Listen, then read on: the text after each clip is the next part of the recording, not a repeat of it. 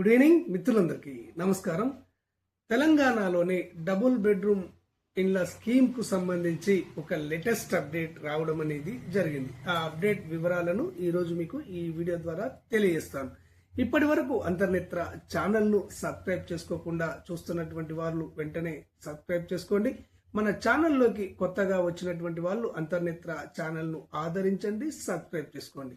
ఈ double bedroom ఇళ్లకు సంబంధించి ప్రభుత్వం నుంచి ఎలాంటి లేటెస్ట్ సమాచారం వచ్చినా గానీ ఆ సమాచారాన్ని వెంటనే మీకు తెలియజేయడం అనేది జరుగుతుంది. ఆ సమాచారం మీకు మొబైల్లో రావాలి అంటే, మీకు తెలియాలి అంటే తప్పకుండా అంతర్నేత్ర ఛానల్ ను ఆదరించండి, సబ్స్క్రైబ్ చేసుకోండి. ఇక విషయంలోకి వెళ్ళినట్లయితే, తెలంగాణ రాష్ట్రంలో ఇప్పటికే పూర్తయినటువంటి డబుల్ బెడ్రూమ్ ఇండ్లకు మరియు వివిధ దశల్లో నిర్మాణంలో ఉన్నటువంటి డబుల్ బెడ్రూమ్ ఇండ్లకు ఈ నెలాఖరులోగా స్పెషల్ డ్రైవ్ ను నిర్వహించి అర్హులను ఎంపిక చేయాలి అని చెప్పేసి, లబ్ధిదారులను ఎంపిక చేయాలి అని చెప్పేసి తెలంగాణ రాష్ట్ర గృహ నిర్మాణ శాఖ మంత్రి పొంగులేటి శ్రీనివాసరెడ్డి గారు హౌసింగ్ కార్పొరేషన్ ఉన్నతాధికారులను ఆదేశించడం అనేది జరిగింది.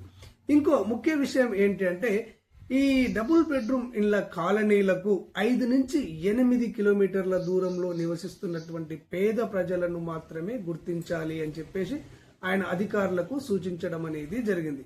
ఎక్కడో ఉన్నటువంటి డబుల్ బెడ్రూమ్ ఇండ్లకు ఎక్కడో నివసిస్తున్నటువంటి పేద ప్రజలను ఎంపిక చేసినట్లయితే వాళ్ళు అక్కడికి వెళ్లి నివసించడం లేదు. కాబట్టి 5 నుంచి 10 కిలోమీటర్ల దూరంలో నివసిస్తున్నటువంటి వారికే ఈ డబుల్ బెడ్రూమ్ ఇళ్లను కేటాయించాలని ఆయన స్పష్టమైన ఆదేశాలను జారీ చేయడం అనేది జరిగింది.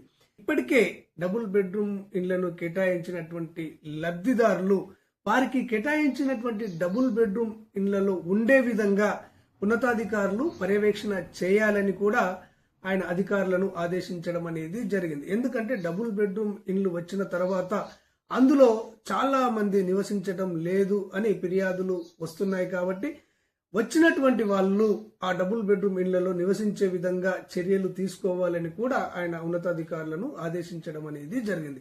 ఈ డబుల్ బెడ్రూమ్ ఇళ్ల కాలనీల్లో ముఖ్యంగా మంచినీటి సౌకర్యము, డ్రైనేజీ వ్యవస్థను మరియు విద్యుత్ సౌకర్యాన్ని తప్పనిసరిగా కల్పించాలని ఆయన ఉన్నతాధికారులను ఆదేశించడం అనేది జరిగింది.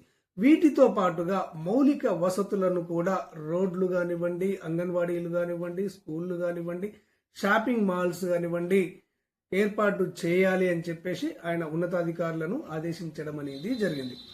ధన్యవాదాలు.